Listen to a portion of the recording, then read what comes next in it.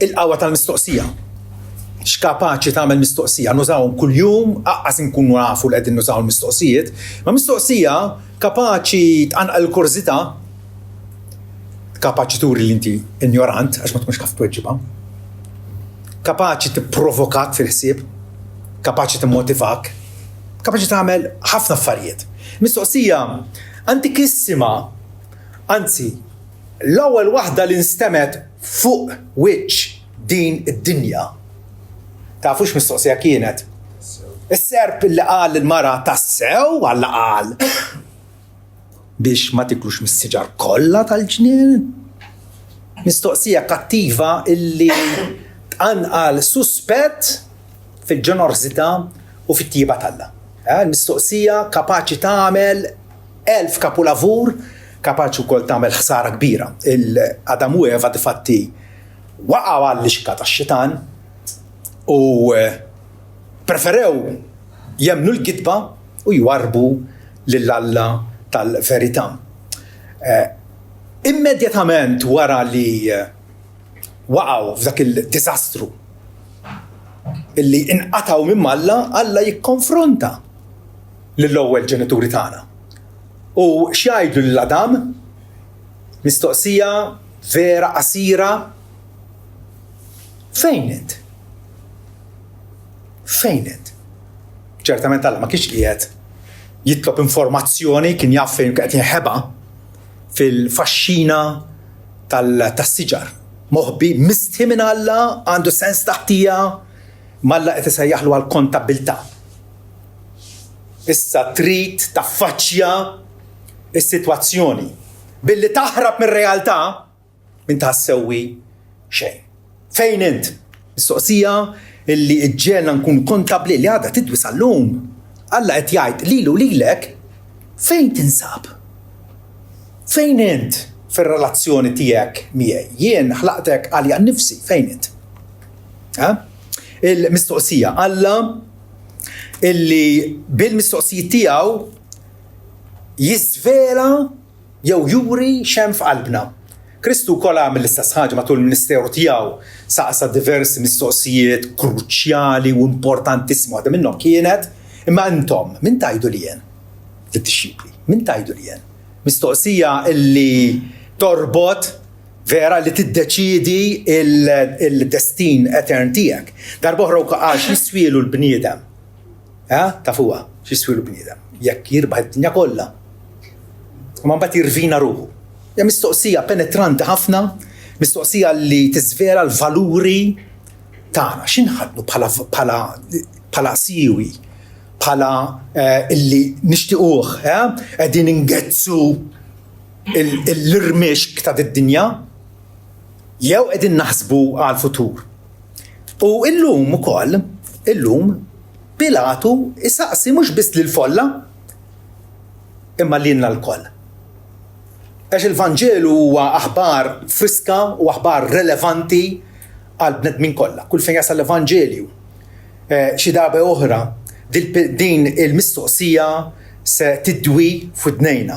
X'se nagħmel mela b'Ġesu imsejjaħ Kristu?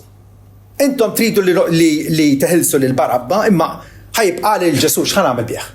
Hija mistoqsija universali, mistoqsija konfrontattiva. Illi inti dispeċini, ma tistax taħrabha.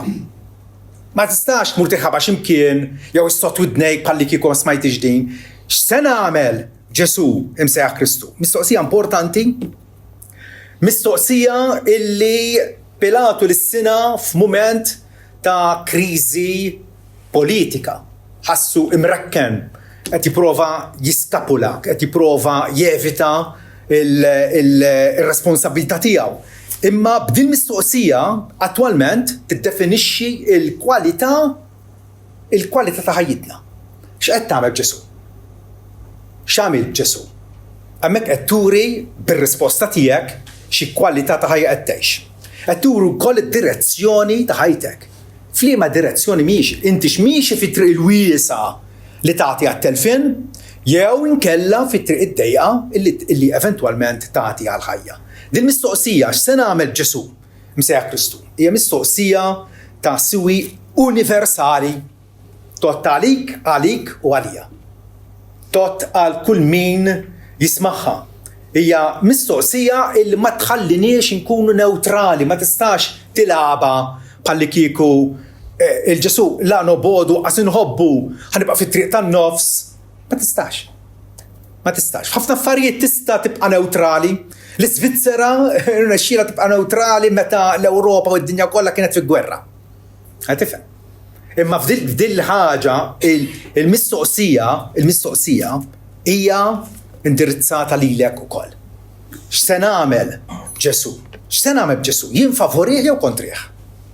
Għaliex fl-aħħar mill-aħħar bħalma darba Finehas appella l-Iżraeliti wara li kienu għamlu qaru każijiet. Tajjeb, għalilhom min hu fuq naħa tal-mulej jiġi ħdejja. Min hu fuq naħa tal-mulej? Jiġi ħdejja. U b'din mistoqsija aħna ninkixfu aħniex fuq l-lemin jew fuq xelluk. Bħalissa qegħdin naqraw romanzi jiena u l-mara u naf kif jispiċċa jiena. Tifhem. Il-mara għandha dik il-kurzità, però dan ir-romanz meta taqrah u taqrah sa tmiem, imbagħad tħares lura tgħid iwa kollox kien qiegħed jaħdem biex jintlaħaq dak il-kapitlu finali u hekk ħad tispiċċa l-istorja. Hekk kellha tispiċċa l-istorja. U l-istorja tagħna l-bnedmin fuq il-pjaneta tagħna qiegħda miexja b'mod irrevokabbli minn ġurnata għall-oħra lejn il-kapitlu finali. X'inhu l-kapitlu finali? Il-ġudizzju l-kbir. Fejn is-sultan glorjuż ipoġġi fuq it-tron tiegħu u jifret il-ġnus kollha lemin jew xelluk, naċ jew mos. Qegħdin niftehmu. Fuq li ma naħa tkun skont kif weġib dil-mistoqsija. X'għamilt b'Ġesu? Għaliex Ġesu bħalma qal l-Apostlu Pietru huwa dak illi m'hemm ebda isem ieħor moti taħt is-sema li bih nistgħu nkunu salvati lif dak ta' Ġesu Kristu.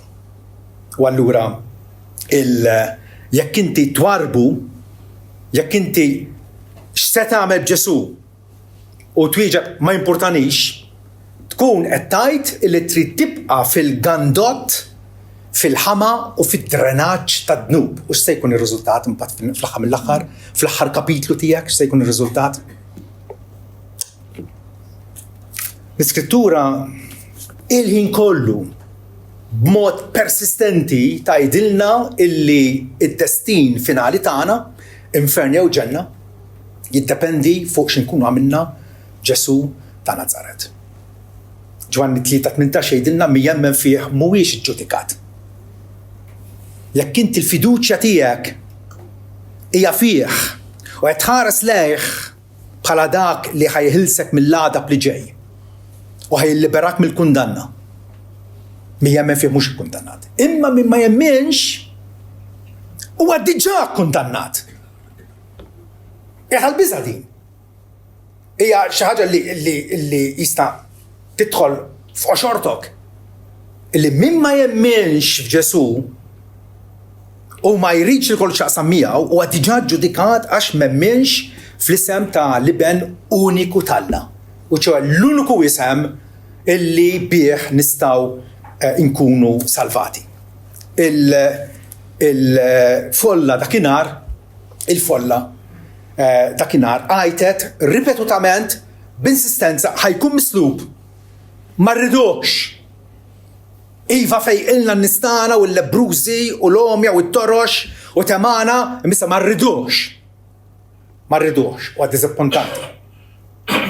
Ma rridux li ikonna xans mujja. Kienet ovvjament deċiżjoni jew ċaħda disastruża.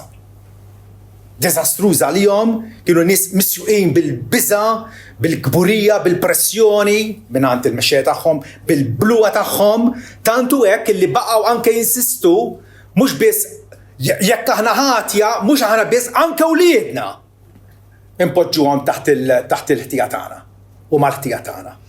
Demmu fuqna u fuq wliedna. Kienu nies insistenti, xi ħaġa li meraviljożament il-Bibja minn sekli qabel qalet lek ħajġri. In-nies kellhom iwarbuh. Iżajja 53 jgħidilna illi dan il-qaddej ta' Jaħwe li sofri, il-qaddej ta' Jaħwe illi fostna sofra, jgħidilna kien mistmer u riġettat mill-bnedmin. U din hija xenarju illi għandna qudiemna. Riġettat, miċħud mill-bnedmin. Deċiżjoni tagħhom diżastruża, ma li saret il-fonti, saret l-lajn tas-salvazzjoni grazzjuża l-Alla. Dakinhar Ġesu kien miċħud, dakinhar il-vot kien kontrih, biex issa il-vot huwa favur tagħna. Aħna nistgħu inwiġbuha din mistoqsija. X'se tagħmel b'Ġesu msejjaħ Kristu? Nistgħu niġru lejh, nistgħu mmorru għandu bħalma marru l-lebrużi, bħalma marru n-nisa adulteri, bħalma marru il-morda għandu. Għax fih raw tama, fih raw dawl il-ħajja. Din hija l-inġustizzja tal-ġimgħa l-kbira. Hawnhekk qegħdin propjament fil-ġimgħa l-kbira.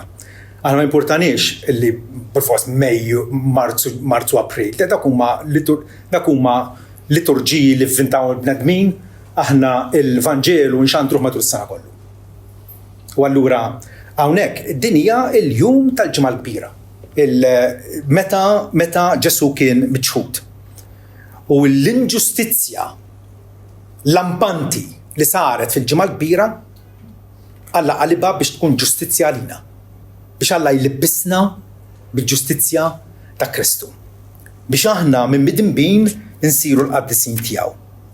Għal darb'oħra Ġwanni meta rrifletta fuq il-ħajja ta' Ġesu u wasal biex jikteb il-Vanġelu tiegħu jgħidilna li Ġesu kien fid-dinja u d-dinja saret permezz tiegħu ekku għax huwa l-ħalliq ta' kollox sar mingħajru u xejn ma sar mingħajru milli sar. Id-dinja saret permezz tiegħu u d-dinja ma rfitux. X'ironija. Id-dinja tiegħu u d-dinja ma rfitux. Ġie fi ħwejġu stess u niesu stess ma laqgħux.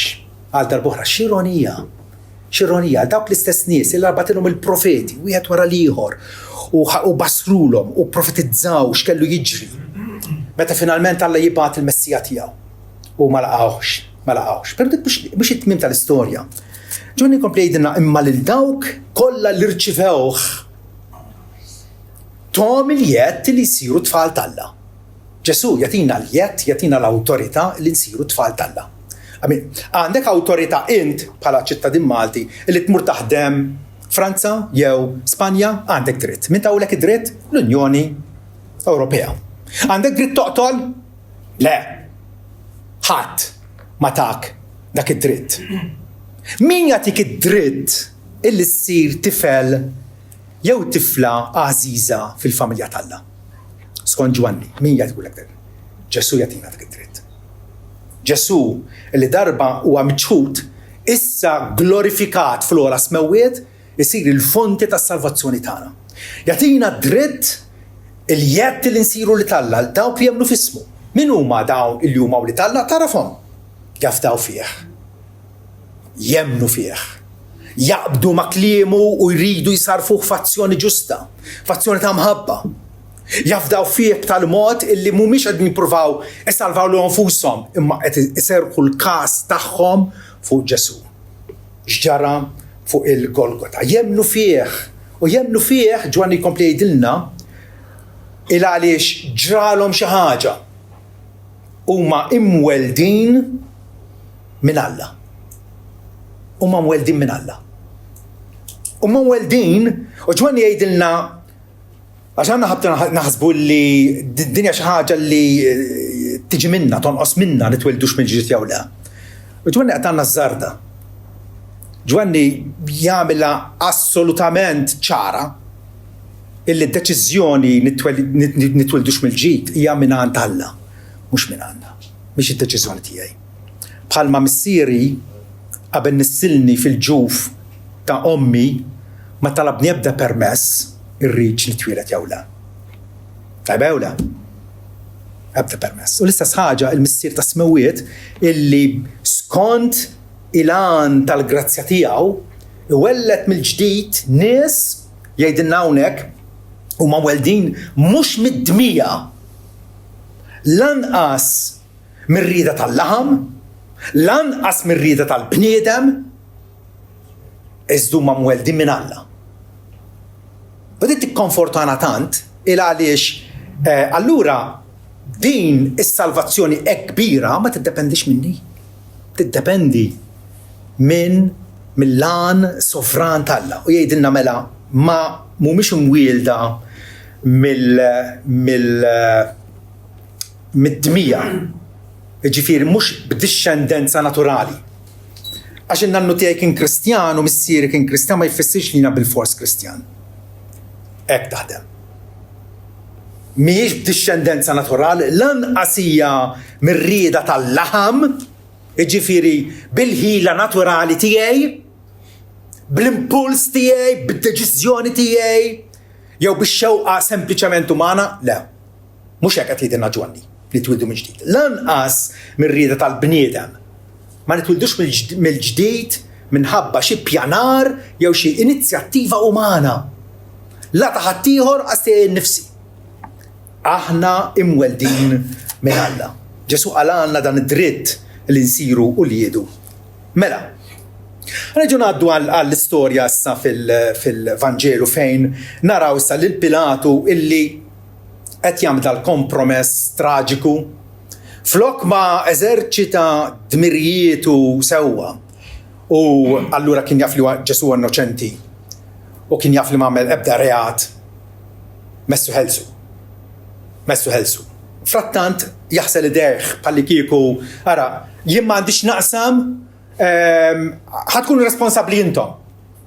Ma dan huwa kompromess traġiku illi bekk Barabba, il-malefattur, il-rebell, il-bniedem oxxen, il-bniedem skandalus, Barabba huwa l-uniku bniedem fil-ġraja umana illi seta' jgħid illi Ġesu litteralment mit minn floku. Vera jew le? Barabba dakinhar mar id-dar wara ma nafx kemm kien ilu fil-ħabs. Tajjeb, ħanejdlu kien miżewweġ ħamda xejn. U l-martu għalila jiena ħlist mill-mewt għax Ġesu ta' Nażaret mit minn floki. U jien nista' ngħid l-istess.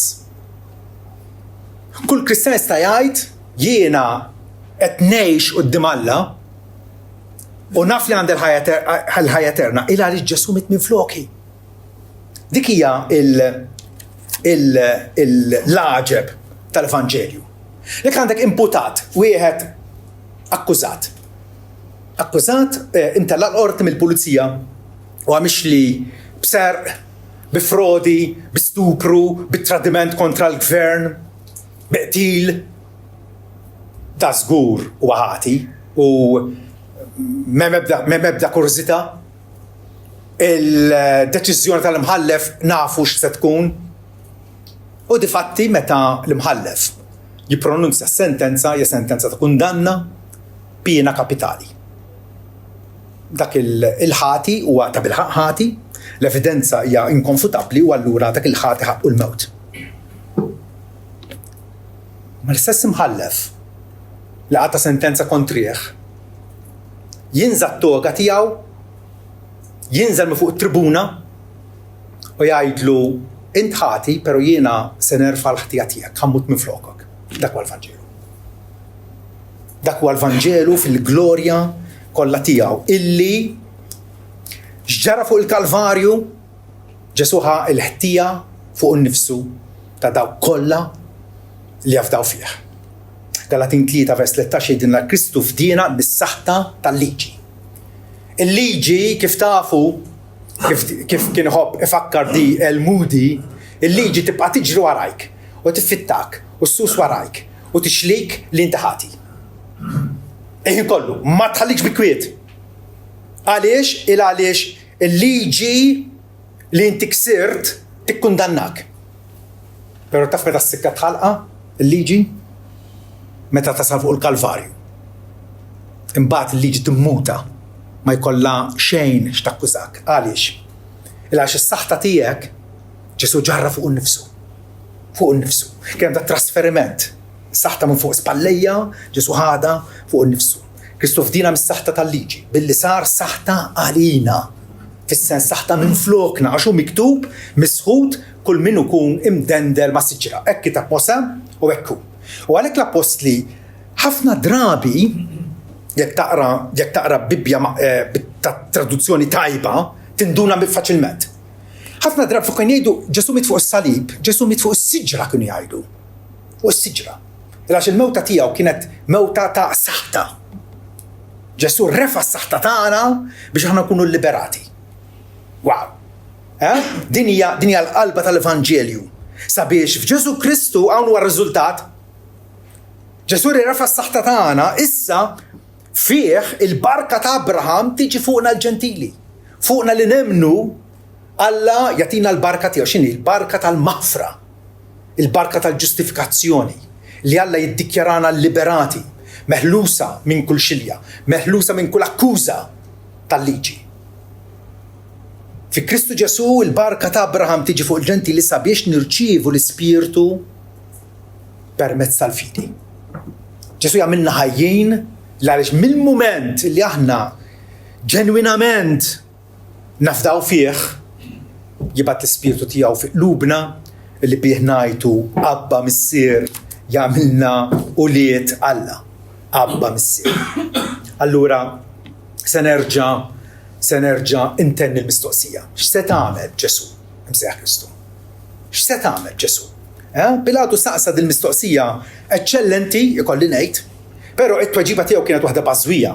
X'għamel hu personalment kien Lara Rukaza illi seta iseħħ fi kwalunkwe qorti umana. Għax il-każ kien ċar. Ġesu kien innoċenti. U Pilatu ħad deċiżjoni kontrih. Imma jien int x'se tagħmel Ġesu? Se twarbu bħalma għamlet il-folla? Għadin di sensibbli. Illum il-ġurnata li nafu il-ġenwinità, l-autentiċità ta' dan l-uniku Salvatur ġenwin, illi niżel mis-sema apposta biex nieħdu l-ħajja bih. Biex bħalma qal profeti fuq dawk li kienu bil-qiegħda fil-wied tad-dlamijiet fuqhom żerna id-dawl. Se tagħmel Ġesu? Se twarbu? Se tipprova tevitaħ? Kif prova jevitaħ Pilatu ma nexxilux? Ma tistax tevitaħ Ġesu. Se tagħmel Ġesu? Se tilaba ta' parsi m'għandek x'taqsam? Pilatu hekk għamel ħasal idejh. Xorta waħda b'daqshekk ma jfissirx illi ħareġ scot free. Se tagħmel Ġesu? Se tirċevih bħala l-feddej tiegħek? Mhux din hija l-unika tweġiba sensibbli, l-unika tweġiba ta' għaqal ta' den. Mhux bekk nuru li aħna ta' bilħaq għandna l-erf minn fuq. Alla għalhekk batu biex ikun milquh bħala il-feddej bħala s-salvazzjoni tagħna. U jekk nibqgħu lura, jekk nibqgħu titubanti, neżitaw, maħniex ċerti, dubjużi, l-Iskrittura tistaqsina mistoqsija oħra id-darba. Fl-Ebrej kapitlu 2 vers 3 hemm mistoqsija terribbli. Kif se neħilsu jekk nitraskuraw salvazzjoni kbira bħal din? Kif se inti qed twarrab il-Ġesu, kif se teħles? Kif se teħles mill-abbissi tal-infern, mill-kastik mistħoq lilek? Kif? M'ebda mod ieħor. U t-triq għal il-missier, ħadd ma jiġi għand il-missier li fbieħ. X'se tagħmel Ġesu?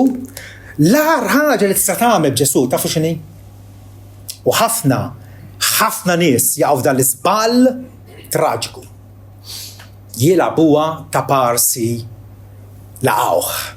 Jilagħbuha ta' parsi jemmnu fih. Però Ġesu tagħhom huwa Ġesu kulturali. l-Ewropa nisranija. F'kull belt li tmur fl-Ewropa ħassib xi binja b'salib fuqha, vera? Jekk jiena niltaqa' ma' mara u din għandha pendent hawnhekk ta' xejn ta' salibek tad-deb. U ngħidilha, sabiħ, nisranija inti? U tgħidli, nisranija jiena. Le, ma jinteressanix. Għandek dak is-salib hemmhekk. U le dak dekorazzjoni dak. Dak naraħ sabiħ hija dekorazzjoni. Qed tifhem? Min jaf kieku l-għada immur quddiem l-istess mara li jibes misluta ta' siġġu tal-elettriku hawnhekk. U misluta ta' giljottina hawnhekk. U xin ngħidilha jogħġbuk? Tgħidli inti qed tiġġennen? Dak x'inhuma? Giljottina u siġġu tal-elettriku. Inti spissjat, inti messhom jiġbruk. Ma tafx il dak kienu joqtlu n-nies bihom bil-giljottina. U x'kienu jagħmlu bis-salib? X'kienu jagħmlu bis-salib?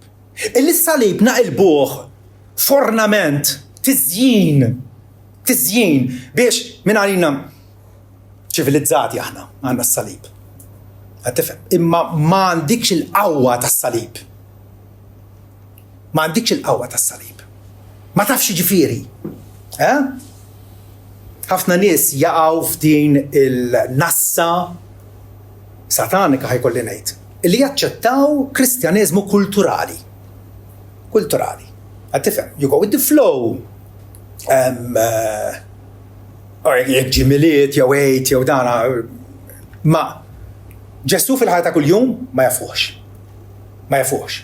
Il-qawwa tas-salib b'ebda mod ma jaslu biex jgħidu bħal mal-Apostlu Pawlu ma jkun qatt li niftaħar li bis-salib ta' Sidna Ġesu Kristu.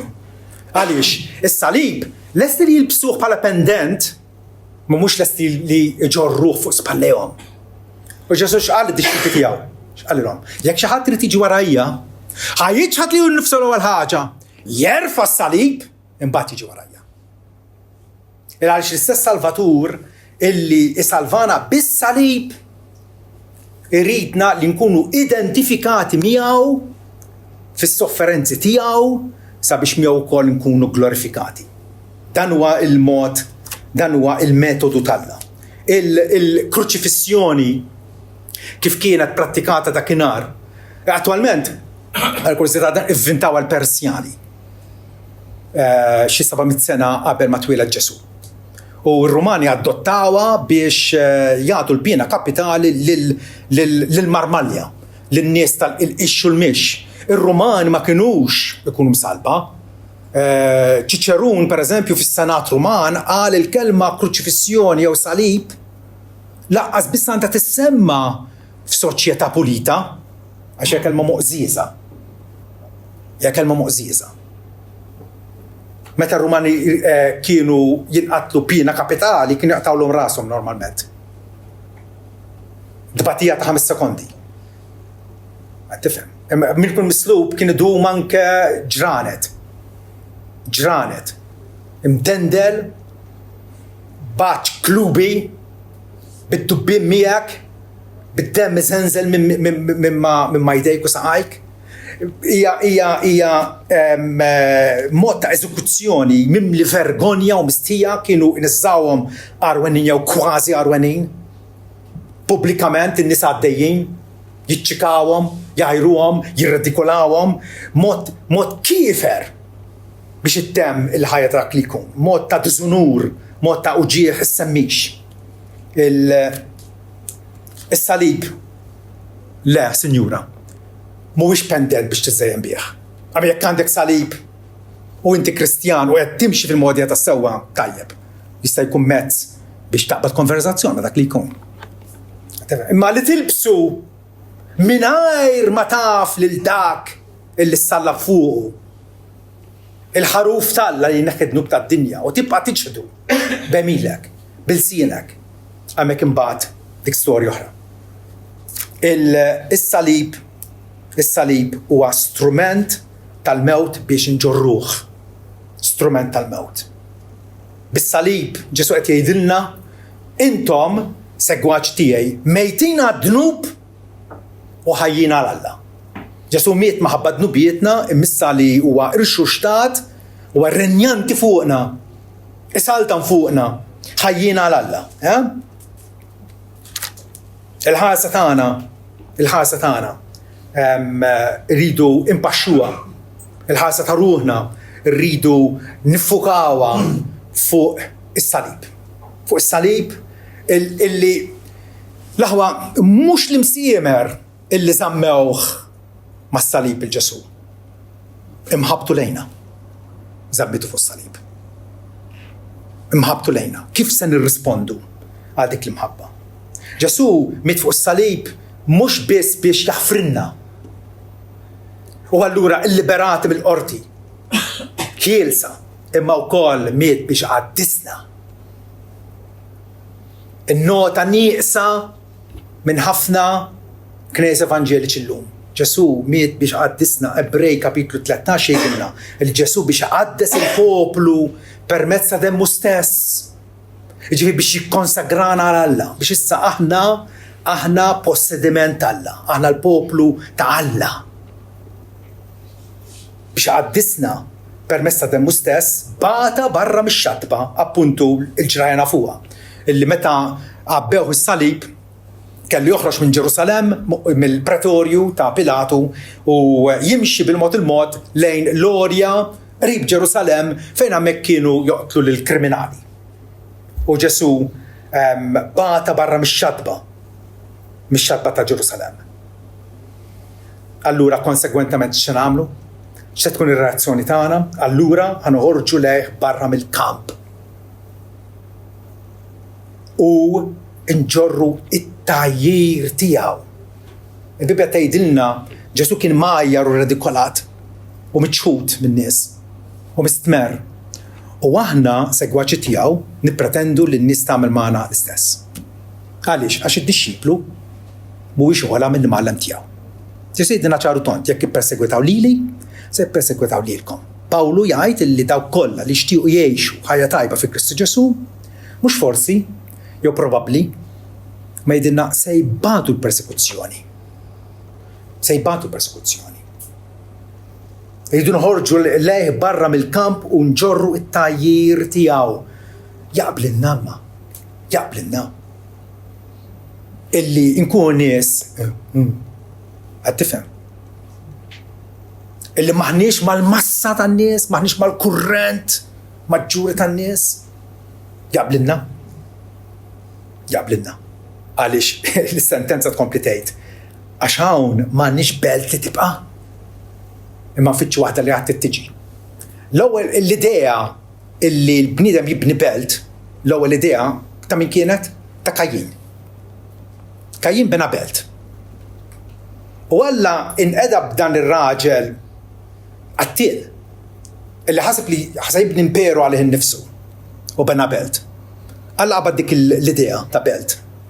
U aktar tard kien hemm belt f'did-dinja li hija l-belt tas-Sultan il-Kbir, x'kienet Ġerusalem. Però x'sar minn Ġerusalem saret qar minn Sodoma u Gomorra. Ma jfissirx dak huwa tmiem tal-ħsieb talla. Il għaliex aħna nfittxu belt li għad trid tiġi minn fejn ġejja il-belt. Ġerusalem il-ġdida, Ġerusalem qaddisa li tinżel mis-sema hija l-għamara tal-qaddisin. Dik l-belt li qegħdin nfittxu. U dik il-belt Ġesu rebbaħilna appuntu għax miet għalina. Nixtieq inħalli din mistoqsija tidwi f'widnejk u f'qalbek. X'se tagħmel b'Ġesu? U qis li t-tweġiba tiegħek tkun waħda korretta. Amen.